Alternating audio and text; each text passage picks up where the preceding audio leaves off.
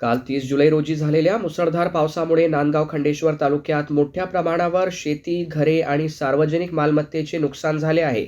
या पार्श्वभूमीवर युवक काँग्रेस व काँग्रेस कमिटीच्या वतीने तहसीलदार नांदगाव खंडेश्वर यांना निवेदन देऊन तातडीने पंचनामे करून शेतकऱ्यांना प्रति हेक्टर 50,000 रुपयांची नुकसान भरपाई देण्याची मागणी करण्यात आली। निवेदनात म्हटले आहे की अतिवृष्टीमुळे नदी नाल्यांना पूर आल्याने पाणी शेतात शिरून पिकांचे मोठे नुकसान झाले आहे। तसेच स्प्रिंकलर संच, पाईपलाईन व इतर शेती साहित्याचेही नुकसान झाले असून त्यांचे तातडीने पंचनामे करून भरपाई देण्यात यावी अशी मागणी करण्यात आली आहे। याशिवाय अनेक गावांमध्ये घरांमध्ये पाणी शिरल्याने काही घरे कोसळली असून त्या घरांचेही पंचनामे करून संबंधित कुटुंबांना आर्थिक मदत देण्याची मागणी करण्यात आली आहे। अतिवृष्टीमुळे तालुक्यातील अनेक रस्ते, पूल व पुलांवरील कठडे नुकसानग्रस्त झाल्याने वाहतूक विस्कळीत झाली आहे।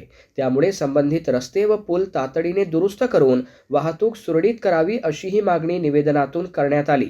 शेती पिकांचे मोठ्या प्रमाणात नुकसान झाल्याने पात्र शेतकऱ्यांना पीक विमा व शासनाकडून आवश्यक आर्थिक मदत तातडीने उपलब्ध करून द्यावी अशी मागणी युवक काँग्रेस व काँग्रेस कमिटीने तहसीलदारांकडे केली आहे।